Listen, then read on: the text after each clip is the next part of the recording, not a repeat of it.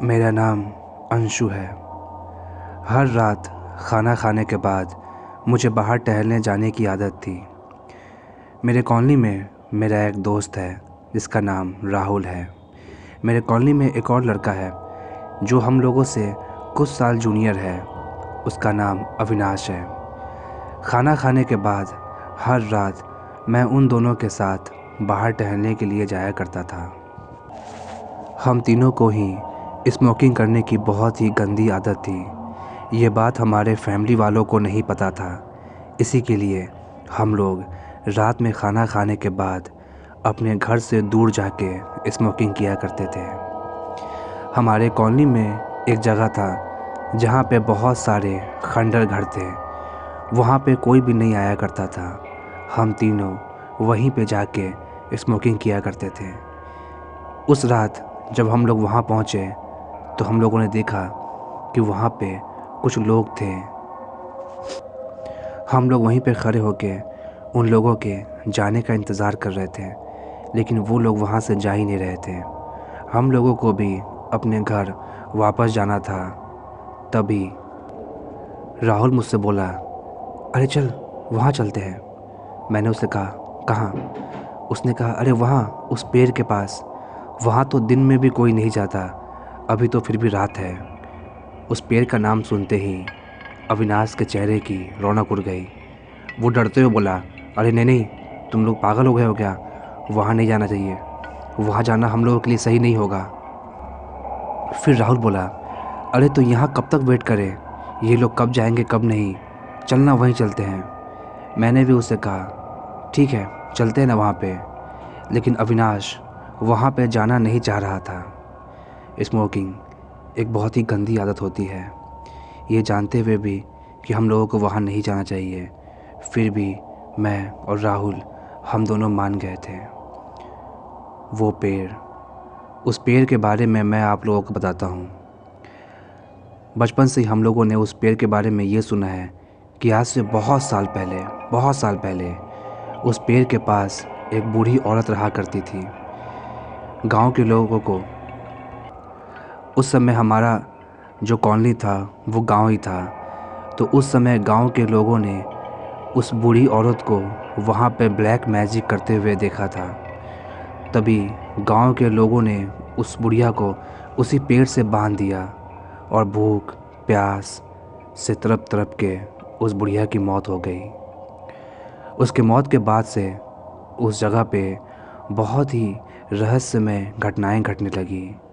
अचानक से वहाँ के लोग मरने लगे। उसके बाद वहाँ के लोगों ने उस पेड़ को काटने की भी कोशिश की, लेकिन जो कोई भी उस पेड़ को काटने के लिए जाता, उसी टाइम उसके फैमिली में या दूर ही के फैमिली में किसी न किसी की मौत हो जाती। तमाम कोशिशों के बाद भी वो लोग उस पेड़ को वहाँ से काट नहीं पाए, लेकिन वो घटना बस उस पेड़ के आसपास ही होती थी। धीरे धीरे गांव शहर बन गया, कॉलोनी बस गई, लेकिन आज भी उस पेड़ के आसपास की जगह वीरान पड़ी है। उस पेड़ के दूर दूर तक कोई भी नहीं रहता। ये बात बिल्कुल सच है कि दिन के टाइम भी उस पेड़ के पास कोई भी जाना नहीं चाहता। अभी तो फिर भी रात के 10 बज रहे थे। मैंने कहा, ठीक है हम लोग वहीं चलते हैं उस पेड़ के पास। अविनाश को भी हम लोगों ने किसी तरीके से मना लिया और हम लोग उस पेड़ की तरफ बढ़ने लगे। जैसे जैसे हम लोग उस पेड़ के नज़दीक पहुंच रहे थे, चारों तरफ घर कम होने लगे थे। चारों तरफ बस घना काला अंधेरा, और हम लोग धीरे धीरे उस पेड़ की तरफ बढ़ रहे थे। जहाँ पे वो पेड़ था उस पेड़ के आसपास और भी बहुत सारे पेड़ थे, लेकिन वो पेड़ देखने में बहुत ही ज़्यादा डरावना था। जब हम लोग उस पेड़ के नज़दीक पहुँचे तब मुझे वो पेड़ नज़र आया।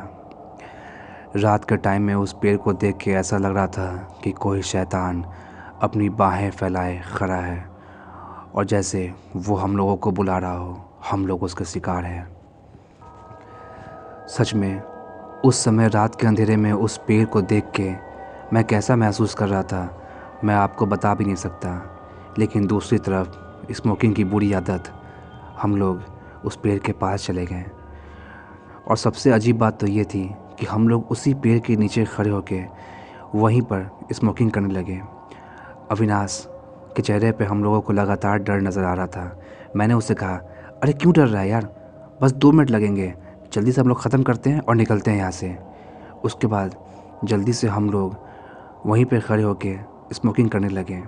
सच बताऊं, हम तीनों को ही अंदर से बहुत ही ज़्यादा डर लग रहा था कि तभी वो पेड़ ज़ोर ज़ोर से हिलने लगा। ऐसा लग रहा था जैसे कोई बहुत बड़ा तूफ़ान में जैसे कोई पेड़ हिलता है, वैसे ही वो पेड़ हिल रहा था। लेकिन उस समय तो वहाँ पे कोई तूफ़ान नहीं था। आसपास के पेड़ बिल्कुल शांत थे, बस यही एक पेड़ हिल रहा था। एक बात और, ये पेड़ इतना बड़ा है कि इस पेड़ को हिला पाने के लिए एक बहुत ही बड़े तूफ़ान की ज़रूरत है, क्योंकि जिस तरीके से वो पेड़ हिल रहा था, छोटे मोटे तूफ़ान में तो वो पेड़ वैसे बिल्कुल भी नहीं हिल सकता। ये देख के हम लोग बहुत डरने लगे। तभी अविनाश ऊपर की तरफ देखा और ऊपर की तरफ देखते ही उसके चेहरे का जो डर था वो कई गुना बढ़ गया। वो डर से चीखते हुए बोला, भागो भागो यहाँ से भागो। हम तीनों बिना कुछ सोचे समझे वहाँ से भागने लगे। हम लगातार वहाँ से भागे जा रहे थे। भागते भागते जब हम लोग अपने घर के पास पहुँचे तब हम लोग रुके।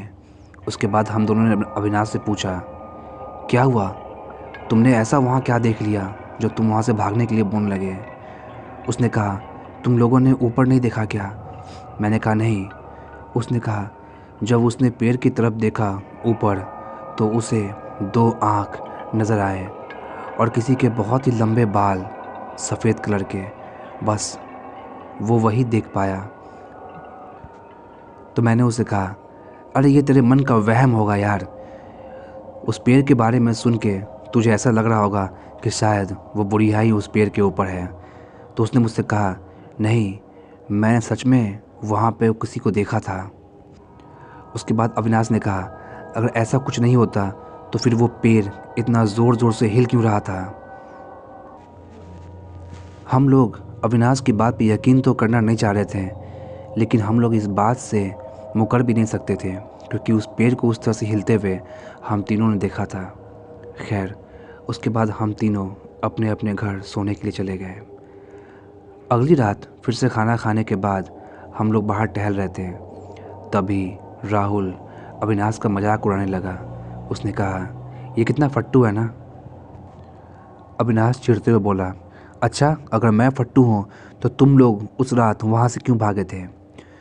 तब राहुल ने कहा, अरे हम लोग तो इसलिए भागे थे कि कहीं तू अकेले भागता और तुझे रास्ते में कहीं वो बुढ़िया मिल जाती, तब तो तू मर ही जाता। अविनाश और गुस्सा होते हुए बोला, अरे मैं नहीं डरता हूँ लोगों से, तुम डरते हो इन सब चीज़ों से। अगर ऐसा है तो चलो आज फिर से चलते हैं उस पेड़ के पास। मैंने उससे कहा, अरे अविनाश, शांत हो जाओ यार, तुम इतना गुस्सा क्यों हो रहे हो? लेकिन वो ज़िद पे था कि नहीं, आज फिर से वहीं चल के हम लोग स्मोकिंग करते हैं और देखते हैं आज पहले वहाँ से कौन भागता है। बात उन दोनों चूतियों के इज्जत पे आ गई थी, तो मैं भी क्या करता। उसके बाद फिर से हम तीनों वहाँ पे जाने लगे, क्योंकि अगर मैं नहीं जाता तो वो लोग मुझे फट्टू समझते। फिर से जब हम लोग उस पेड़ के पास पहुँच रहे थे तो वाकई में इस बार तो हमें और भी डर लग रहा था। लेकिन फिर से उस पेड़ के पास पहुँच के हम लोग स्मोकिंग करने लगे। आप यकीन नहीं करेंगे, फिर से हमारे वहाँ पहुँचने के कुछ मिनट बाद ही वो पेड़ वैसे ही ज़ोर ज़ोर से हिलने लगा।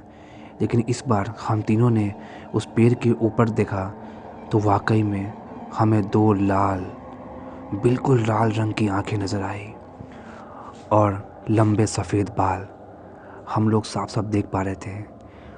हम लोग ऊपर देख ही रहे थे कि तभी ऊपर से कुछ खून का बूंद टपका और राहुल के सर पे जा गिरा। ये सब देख के हम लोग वहाँ से भागने लगे, लेकिन उस समय वाकई में हवा बहुत तेज़ थी, धूल उड़ने लगा, जिस वजह से हमारी आंखों में धूल जाने लगा। मैं और अविनाश एक तरफ भागे, लेकिन राहुल दूसरी तरफ भागा। खैर, हम लोग उस औरत को देख के इतना डर चुके थे कि बस हम लोग वहाँ से भागना चाह रहे थे। जब हम लोग भाग रहे थे और जब हवा कम हुआ, उसके बाद अविनाश ने मुझसे कहा, अरे राहुल, राहुल कहाँ चला गया? कि तभी राहुल सामने से चलते हुए आ रहा था, शांत, खामोश। वो हमारे पास आके बोला, तुम लोग कहाँ चले गए थे मुझे छोड़ के? मैंने उससे कहा कि अरे नहीं, वहाँ पे हवा बहुत तेज़ थी और उस बुढ़िया को देख के हम लोग बहुत डर गए थे, इसके लिए तू हमसे अलग हो गया। तो फिर उसने मुझसे कहा, चलो घर चलते हैं। मैंने कहा ठीक है।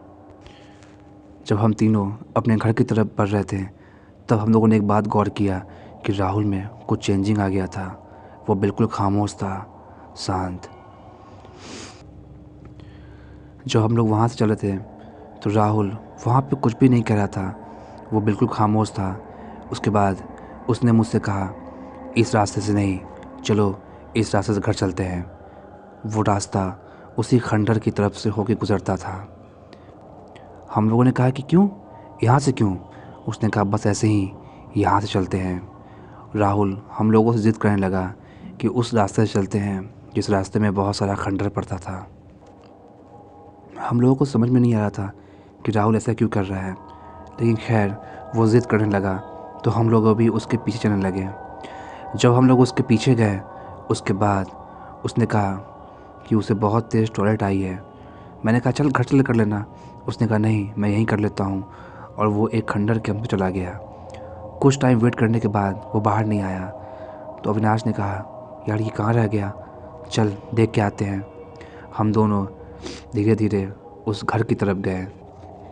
जब हम लोग उस घर के अंदर गए तो वहाँ पे राहुल कहीं भी नहीं था। वो घर 2 फ्लोर का था। ऊपर वाले फ्लोर से आवाज़ आई, यहाँ यहाँ, मैं यहाँ हूँ, यहाँ आओ। हम लोगों ने उससे कहा, अरे तू ऊपर कैसे चला गया? हालांकि अभी तक हमें राहुल नज़र नहीं आया था। बस उसकी आवाज़ सुन के हम लोगों ने जवाब दिया कि तू वहाँ कैसे पहुँच गया? उसने कहा मैं ऊपर हूँ, ऊपर तो आओ।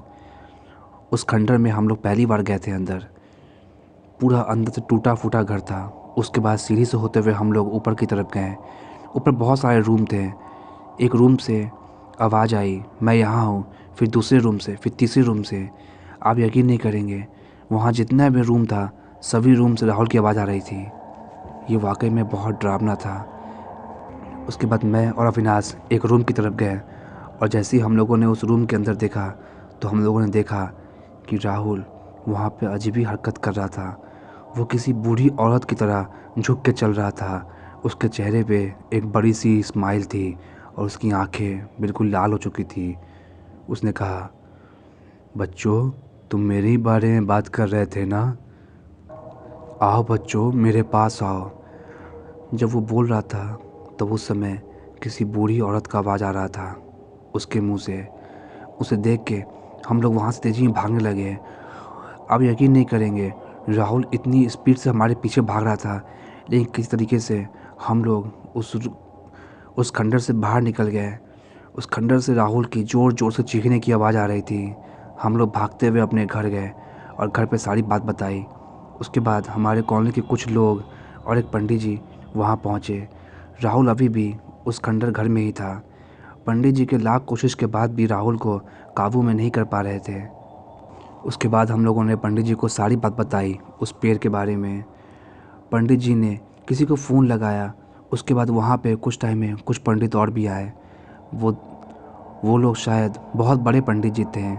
उसके बाद उन सभी पंडित जी ने कहा कि इसके ऊपर वही बुढ़िया आ गई है, हमें पूजा करनी पड़ेगी। पूजा की तैयारी करने के लिए जल्द से जल्द अगर इसे बचाना है तो। आप यकीन नहीं करेंगे, जिस समय पूजा हो रही थी उस समय राहुल किसी जानवर की तरह कर रहा था। उसका बिहेवियर बिल्कुल किसी जानवर की तरह हो गया था। बहुत टाइम तक पूजा चली। रात को ही उस पूजा का इंतज़ाम किया गया और सुबह तक लगातार पूजा हुई। जब सुबह पूजा ख़त्म हुई तब राहुल बेहोश हो गया। उसके बाद जब उसे होश आई तो वो बहुत कमज़ोर हो चुका था। ऐसा लग रहा था जैसे उसके शरीर में खून ही नहीं है। वो खड़ा भी होता तो गिर जाता। उसे खड़ा होने के लिए भी किसी सहारा की ज़रूरत पड़ती थी। बहुत टाइम तक राहुल बिल्कुल वैसा ही रहा, कमज़ोर। सबको लग रहा था कि वो नहीं बचेगा, लेकिन भगवान का उसके ऊपर बहुत ही कृपा था जो वो धीरे धीरे वो ठीक होने लगा। हम लोग आज भी उसी कॉलोनी में रहते हैं, लेकिन वो पेड़ छोड़िए, उस पेड़ के पास भी नहीं जाते हम लोग दिन के टाइम भी। वैसे इन सब चीज़ों में एक बात अच्छा ये था कि हम तीनों की ही स्मोकिंग की आदत छूट गई। तो दोस्तों आज की कहानी यहीं तक थी। दोस्तों एक बात और, तो दोस्तों मैं आप लोगों से ये कह रहा था कि इधर मेरे सब्सक्राइबर बिल्कुल भी नहीं बढ़ रहे हैं, इसीलिए वीडियो बनाने का भी उतना मन नहीं करता है। सो गाइस प्लीज़ यार आप लोग सपोर्ट करें, क्योंकि आप लोग सपोर्ट करेंगे तभी तो वीडियो बनाने का और भी मन करेगा। तो प्लीज़ सब्सक्राइब करें, और हाँ लाइक तो आप लोग बिल्कुल भी नहीं करते, इसके लिए प्लीज़ लाइक भी करें सब और सब्सक्राइब भी करें, क्योंकि ऐसा करने पे मुझे बहुत अच्छा लगेगा और मैं वीडियो और बनाऊँगा। Thank you.